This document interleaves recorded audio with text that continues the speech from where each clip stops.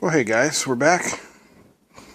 We're going to be doing some assorted engine finishing upper stuff and installing main landing gear and buttoning up some holes. So, for installing the ignition, we're going to go with the belt and suspenders method. I've installed some double sticky tape on the back of the ignition module, and I drilled a couple holes there in the bottom of the engine box for some zip ties. I know a lot of the time people say, if one is good, two must be better, but that's not always the case. But with something like this, it certainly can't hurt. So, I'm just peeling off the double sticky there. And then since I'm going to run my wires up through that tunnel that's in there, I'm just going to put a twist like that so that that shielded wire has a nice twist in it that I don't have to put in it.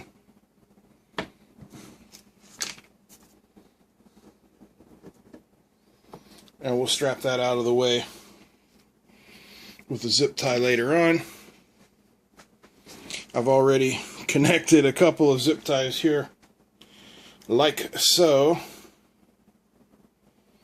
And now the only step we have left is to install them. So, down the rabbit hole that one goes. And up the other side. Oh, I'm sure you're enjoying this shot of my rugged manliness.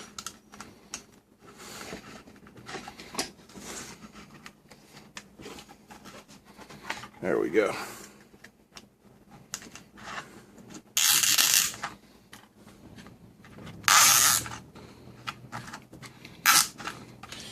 What is he doing? The sound of zip ties zipping. That's pretty much all I'm doing. Zipping zip ties. Let me get my wire cutters.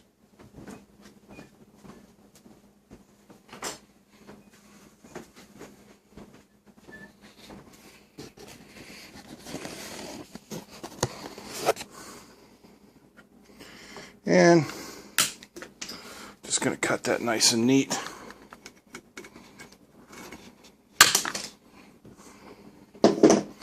And there's our ignition, firmly mounted. Now, we have our battery in and switch wires, and there's also the tachometer wire, which I'm not really going to be using, but I'm going to pass them all up through here anyway.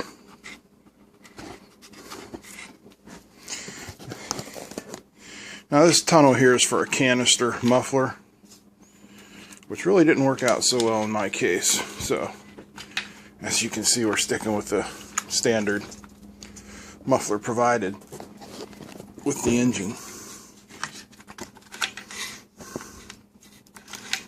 Once again, I'm just tucking these wires up through here so that we can get to them on the top side of the aircraft. One will go to the battery, the other will go to the switch, and we'll have our ignition power. Okay, so next we're going to talk about putting the cowling on here. Alright guys, we're back again, and we're going to fit up our cowl. Now, here's the cowl. And as you can see, I've already made cuts for the muffler, the cylinder head, a couple slots for the bottom mounting, and the top part is already ready to go. And there's one small hole right there for my choke. So here's what we do.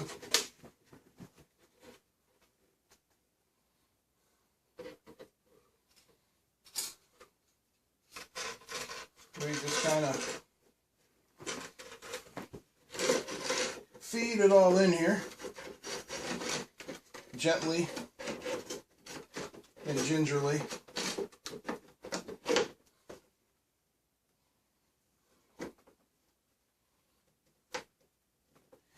And then I wonder where my hemostats are.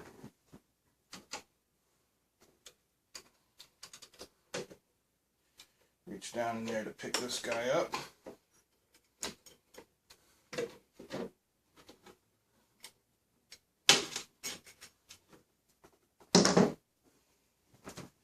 Don't worry, I'll be bringing you closer here in a minute.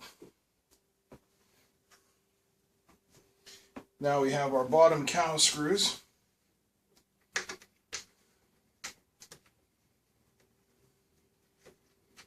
Which I'm threading in here. Which I am attempting to thread in here. Now this is my one complaint so far with this MXSR kit from Redwing, is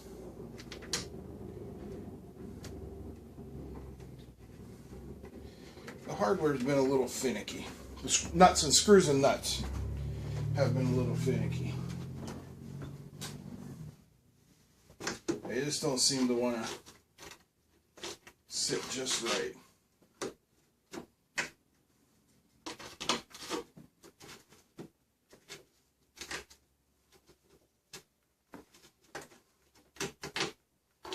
There we go. Don't worry, I'm going to bring you closer here in a second so you can see this once I just snug this stuff down.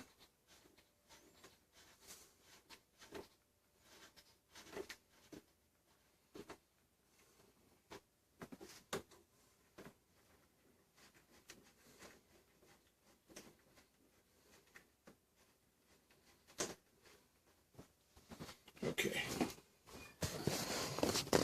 so we're all mounted up here.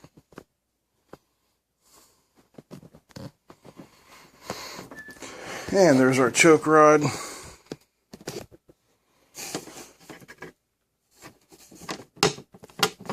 Make sure it's working properly.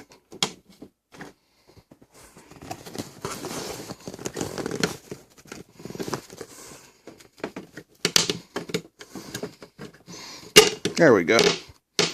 Choke closed, choke open. I know that sounds a little rough. That's threaded on the end. Don't ask me why I did it like that. Alright, now we are going to talk about the carbon fiber spinner provided by Redwing. Here's our spinner back plate. And you'll notice that with a little bit of sanding, it fits right up on there beautifully. No trouble whatsoever. But there's no holes. So, what we're going to need to do is use this prop bolt plate to put on here. And then we can mark some holes. Or we can follow a little trick of mine, and I'll show you how that works. Alright, so I'm going to show you my little trick here.